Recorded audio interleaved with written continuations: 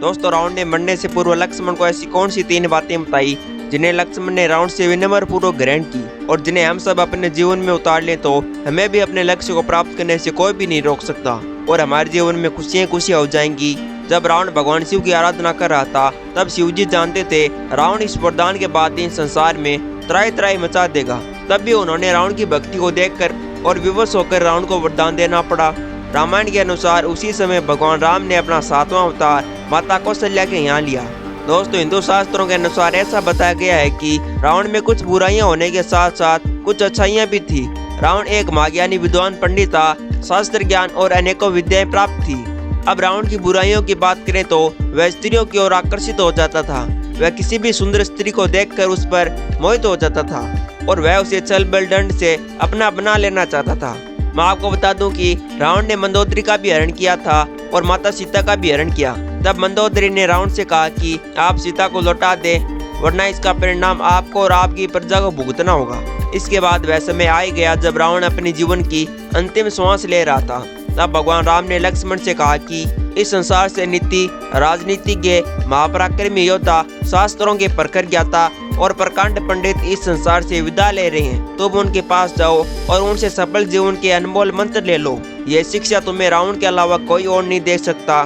तब लक्ष्मण सोचने लगे हमारा शत्रु मुझे क्या सीख दे सकता है। तब लक्ष्मण अपने बड़े भाई का कहना मानते हुए पहले रावण के सर के पास जाकर खड़े हो गए। तब रावण ने लक्ष्मण से कुछ नहीं कहा। तब लक्ष्मण अपने भाई राम के पास लौट आए और कहा कि रावण तो कुछ बोले ही नहीं। तब भगवान राम बोले अगर किसी से ज्ञान प्राप्त करना हो तो उसके चरणों में हाथ जोड़कर विनम्र भाव से खड़े हो जाओ, वह व्यक्ति तुम्हें अवश्य ही सफलता की कुंजी देगा। तब लक्ष्मण ने राम के कहे अनुसार वैसा ही किया। तब रावण ने लक्ष्मण को अपने जीवन में बीती हुई 3 महत्वपूर्ण बात बताई जिन 3 गलतियों की वजह से रावण को आज इस हार का मुंह देखना पड़ा। रावण ने लक्ष्मण को पहली बात यह बताई कि शुभ कार्य जितना जल्दी हो सके उसे कर लेना चाहिए और अशुभ को जितना टाल सको उसे टाल देना चाहिए। रावण ने कहा कि मुझे बार बार समझाने पर भी मैं भगवान राम को नहीं जान सका। मैंने उनके शरण में आने में देरी कर दी और इसी कारण से आज मैं इस अवस्था में हूँ। इसके बाद रावण ने लक्ष्मण को दूसरी और महत्वपूर्ण बात बताई कि अपने शत्रु और रोग को कभी भी छोटा नहीं समझना चाहिए। मैंने श्री राम को तुच्छ मनुष्य समझा और मैंने जिन्हें साधारण भालू और वानर समझा वही मेरी सबसे बड़ी भूल थी। मुझे लगा इन वानरों और भालुओं को परास्त करना तो आसान है।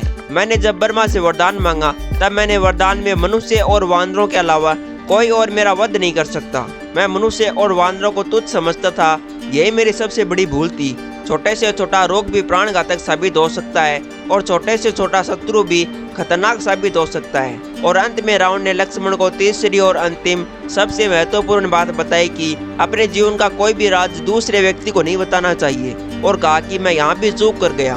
विभीषण मेरी मृत्यु का राज जानता था कि मेरी नाभि में अमृत कुंड था जो भगवान राम के शक्तिमान लगने से ही सूख गया। तो दोस्तों ये थी रावण की बताई गई 3 महत्वपूर्ण बातें जिन्हें रावण अपने अंतिम समय में जान सका। रावण की इन 3 महत्वपूर्ण और ज्ञानवर्धक बातों के लिए लाइक शेयर और सब्सक्राइब तो बनता है। अगर हमसे कोई भी गलती हो गई हो तो हमें क्षमा करें और ऐसे ही आध्यात्मिक वीडियो के लिए हमारे चैनल को सब्सक्राइब करना ना भूलें। धन्यवाद दोस्तों।